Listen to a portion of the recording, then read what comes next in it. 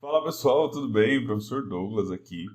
E hoje eu quero partir do básico da trigonometria, falando para vocês sobre as relações métricas seno, cosseno e tangente. Vamos dar uma olhada então? Pessoal, aqui nós temos um triângulo retângulo, como vocês podem ver, tá? Nossa hipotenusa vale A, lembrando que a hipotenusa está sempre de frente ao ângulo de 90 graus, é o maior lado do meu triângulo retângulo, tá bom? E nós temos aqui dois catetos, o cateto B e o cateto C.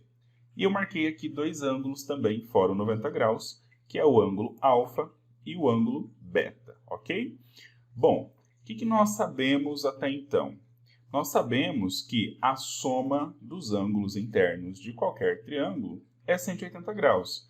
Então, alfa mais beta mais 90, ele resulta em 180 graus, ok? Disso, a gente pode tirar que o ângulo alfa mais o ângulo beta, ele vai ser igual a 180 menos 90. Então, alfa mais beta, ele é igual a 90 graus. O que isso representa para nós? Isso tem um nome na matemática. Quando dois ângulos somados dão 90 graus, eles são chamados de ângulos complementares, tá bom? Então, nós sabemos aí que o ângulo alfa e o ângulo beta, eles são ângulos complementares. O que a gente pode tirar de conclusão disso aí? Bom, nosso trabalho principal aqui é falar sobre seno, cosseno e tangente. E o que são isso? Né? O que são essas relações? Essas relações nada mais é do que razões entre os lados. As razões, pessoal, nada mais é do que uma divisão entre os segmentos dos lados. Então, quando a gente faz uma determinada divisão, a gente chama de seno. Quando a gente faz outra divisão entre os lados, a gente chama de cosseno. E outra divisão a gente chama de tangente. Então, cada um desses nomes é você pegar os lados e ir dividindo eles, um pelo outro, tá? Mas existe uma ordem nisso para que todos possam compreender essa linguagem. Então, vamos começar lá. O que a gente nomenclatura? Nomenclatura os lados em relação aos ângulos. Então, aqui eu vou pegar primeiro o ângulo alfa. Então, quando eu pego lá em relação ao ângulo alfa, então, em relação a alfa, o que nós temos? Nós temos que A, ele é a hipotenusa, tá? O B, ele é chamado de cateto oposto. Por que ele se chama cateto oposto? Porque ele está de frente para o ângulo. Então, o ângulo alfa ele está em um lado, né, em uma determinada região, e o lado oposto é o lado B, tá certo? E por último, nós temos o C, que é o cateto adjacente. Certo, galera? Então, nós temos aí o cateto adjacente. Bom, o que representa eu calcular seno, cosseno e tangente em relação ao ângulo alfa?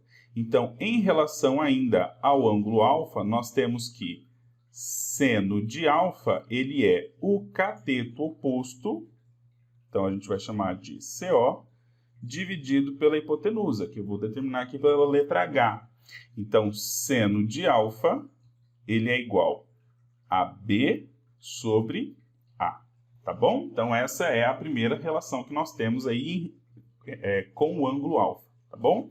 Então, a razão do cateto oposto pela hipotenusa é chamado de seno de alfa. E o cosseno de alfa, o que é cosseno de alfa? Cosseno de alfa, ele é o cateto adjacente dividido pela hipotenusa. Então, o nosso cosseno de alfa, ele é igual a C sobre A, tá bom? E por último, a tangente de alfa, ela vai ser composta pelo cateto oposto dividido pelo cateto adjacente. Então, a gente diz que tangente de alfa, ele é B sobre C, tá bom? Então, aqui nós temos três relações aí do seno, do cosseno e da tangente em relação ao ângulo alfa. E em relação ao ângulo beta? Bom, quando nós calculamos cosseno de beta, ele vai ser o cateto adjacente dividido pela hipotenusa. Quem é o cateto adjacente dividido pela hipotenusa? Ele vai ser B sobre A. Pessoal, o cateto adjacente ao ângulo é o lado do ângulo, tá? Então aqui nós temos o ângulo beta. Um dos lados desse ângulo beta é a minha hipotenusa e o outro lado desse ângulo beta, ele vai ser o cateto adjacente, que é o lado B do meu triângulo. Quando eu pego o seno de beta, ele vai ser o cateto oposto dividido pela hipotenusa. Então, cateto oposto dividido pela hipotenusa. Quem é o cateto oposto ao ângulo beta? Então, o cateto oposto é o meu lado C. Então, seno de beta, ele é igual a C sobre A. E por último, nós temos aí a tangente de beta, que é o cateto oposto dividido pelo cateto adjacente. Cateto oposto a beta, C, cateto adjacente, B. Então, ele é C sobre B. Eu quero chamar a atenção de vocês aqui para algumas dicas importantes.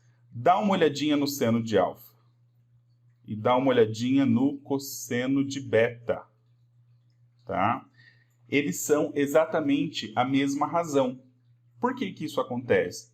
Porque o cateto oposto a alfa é o cateto adjacente a beta, tá? Então, eles possuem o mesmo valor. O que a gente tira dessa relação? Tira uma relação bem importante, bastante utilizada futuramente em trigonometria, equações trigonométricas, que é seno de alfa é igual a cosseno de beta, que é B sobre A. Quando que isso dá certo?